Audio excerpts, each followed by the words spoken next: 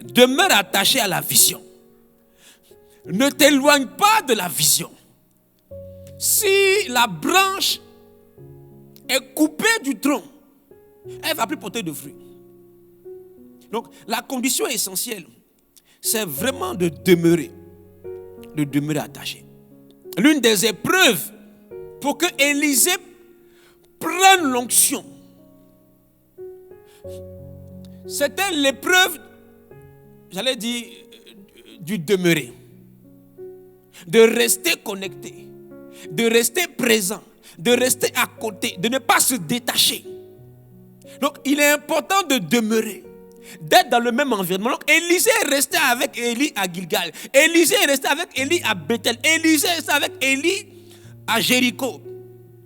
Élisée est resté avec Élie au Jourdain. Pourquoi? Parce que Élisée, autant pour moi, est resté connecté à son père, à la vision que Dieu lui avait assignée. C'est Dieu qui avait appelé Élisée, autant pour moi. C'est Dieu qui a dit à Élie, d'aller oindre Élisée comme fils de prophète à sa place, à la place du ministère de Élie. Mais si, malgré la vision que Dieu avait, si Élisée ne restait pas attaché à Élie, il ne pourrait pas manifester ce à quoi Dieu l'avait appelé. Et la Bible dit, lui aussi, c'est-à-dire Élisée n'a rien fait d'autre que ce que son père a fait. Dieu ne oint pas les gens de manière individuelle comme ça. Dieu prend l'onction qui est sur le leader, sur le père de la vision pour la vision. Et c'est cette onction-là qu'il déverse sur ceux qui travaillent dans la vision. Que nous dit le psaume 133? C'est encore le même principe. Il dit, cantique des degrés de David. Voici, oh, qu'il est agréable, qu'il est doux pour des frères de demeurer ensemble. Il dit, c'est comme l'huile précieuse qui est répandue sur la tête, descend sur la barbe d'Aaron, qui descend sur le bord de ses vêtements. Il ne dit pas, c'est comme les huiles. Il n'y a pas plusieurs huiles. Il y a une seule huile qui descend sur la tête, qui descend sur la barbe, qui descend sur les vêtements. C'est la même huile. C'est la même onction. Quand tu comprends ça, une fois que tu sens que Dieu t'a connecté à un père, à une vision, ne te détache pas. Ne te déconnecte pas. Alléluia. Parce que c'est l'onction là qui te donne d'avoir des résultats. Celui qui n'entre pas par la porte dans la bergerie, mais qui y monte par ailleurs, est un voleur et un brigand. Mais celui qui entre par la porte est le berger des brebis. Le portier lui ouvre et les brebis entendent sa voix. Il appelle par leur nom les brebis qui lui appartiennent et il les conduit dehors. Lorsqu'il a fait sortir toutes ses propres brebis, il marche devant elles et les brebis le suivent. Il dit, pourquoi les brebis le suivent? Parce qu'elles connaissent sa voix. Elles ne suivront point un étranger, mais elles fuiront loin de lui parce qu'elles ne connaissent pas la voix des étrangers.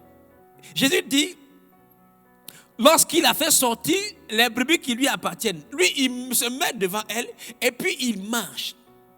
Et les brebis le suivent. C'est-à-dire, les brebis font comme lui. Les brebis manifestent le fruit du leader. Pourquoi? Parce qu'elles connaissent sa voix. Parce que l'esprit d'un homme se trouve dans ses paroles. C'est bien d'être à côté. Mais il faut connaître la voix. Jésus dit, elles ne suivront point l'étranger parce qu'elles fuiront loin de lui. Pourquoi? Parce qu'elles ne connaissent pas la voix des étrangers. Qui est celui que tu écoutes? C'est pourquoi, bien aimé, il faut participer au culte. Il faut écouter l'enseignement de ton père spirituel. Il faut écouter le message. Parce que Jésus dit, les paroles que je vous ai dites sont esprit et vie. En elle était la vie, la parole. En elle était la vie. Et la vie était la lumière des hommes. Pour avoir la capacité de suivre, pour avoir la capacité de reproduire. Parce que quand tu suis, tu fais ce qu'il fait. Jésus dit, le Fils va de lui, il fait ce qu'il voit le Père faire. Donc, le fait de suivre, c'est pas seulement parce que tu es à côté de quelqu'un. C'est ta capacité à connaître sa voix.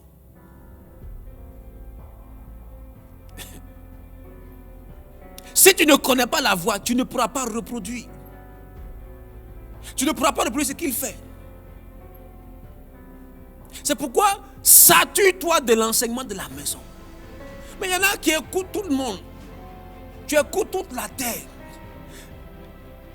Quel est le fruit que tu vas manifester? Jésus dit, elles me suivent. Elles me suivent.